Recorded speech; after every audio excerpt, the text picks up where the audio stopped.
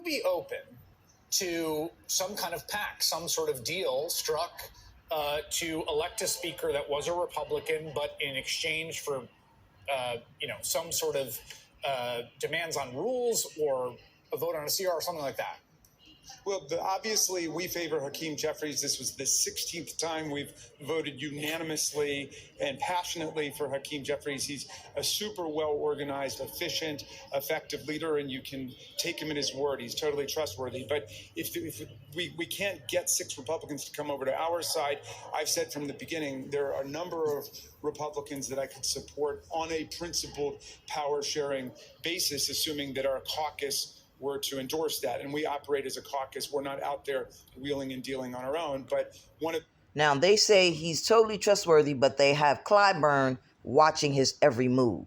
So they don't trust him totally.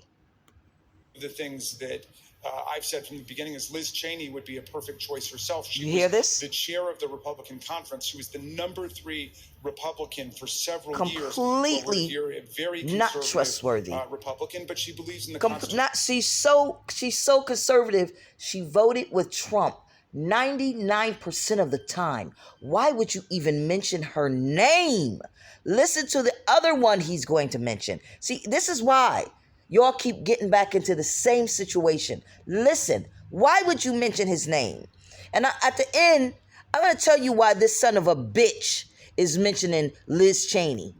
You're going to hear him say it. And so we trust her. Mitt Romney is another name. Trust her. Floated as someone who we could trust. Angus King, who's the independent from Maine, is another person. Romney, Angus King. A lot of my colleagues, Chris, come from states where there have been state legislative power sharing. Look at his face. Arrangements where gavels are shared, half of the committees to one side, half to the other side. Oh my God. The parties can take turns. This is exactly why we wound up, this country wound up.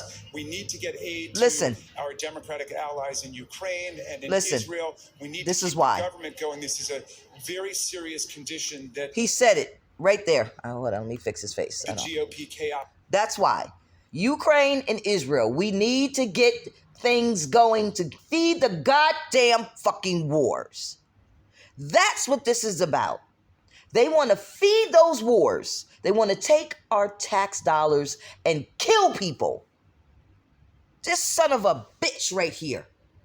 He's no better than Cory Booker the other day with a dick in his mouth. Another dick in the mouth. Angus King, Mitt Romney, and Liz Cheney are the ones who just, by the way, left our government finally. And they want these people to come back to be speakers so that they can get past money to give to kill more people. All of this is about war and killing and war. Look at his eyes. Look at him. He's ready to bust to get these motherfuckers in there so that they can get money to fund the war. Look at him. He's a war-funding war hog. I want to kill innocent people. I want to blow up babies, son of a bitch. Chaos has plunged us into right now. You plunged us into it.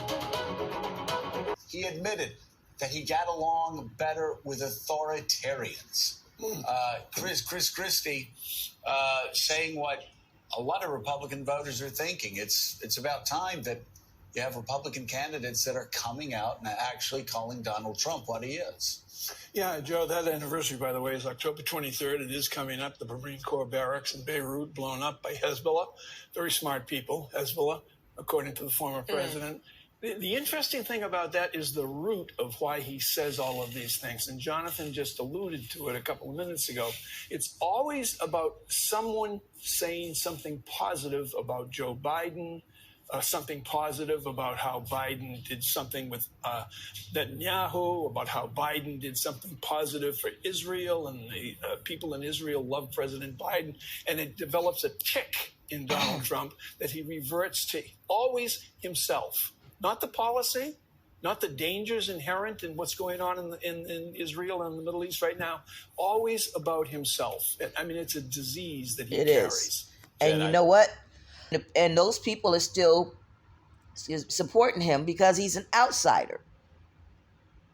And you guys sit here and you act like you don't see that they know Trump is wrong for saying these things.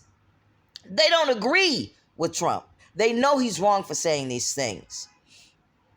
But they support him because he is just the opposite of the man that I just showed you in the last video. They don't want our taxes to go to support these goddamn wars. And you all sit up here and you say what these people want you to say. You say what a bitch like Chris Christie says. He's another one capitalist in government that takes our tax dollars and sends it to people that we don't want you people to send our tax dollars to.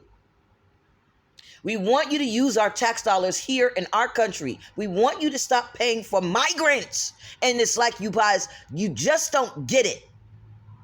And that's why they keep supporting Donald Trump. Hell, don't y'all get? They know he's wrong, Mike. They know he's wrong. But it's like you guys don't get it. And either you guys are stealing the election like Trump is alluding, which we know you're not.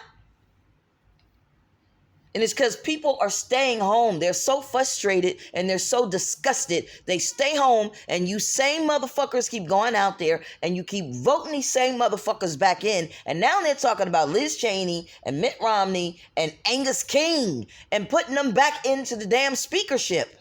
It's disgusting.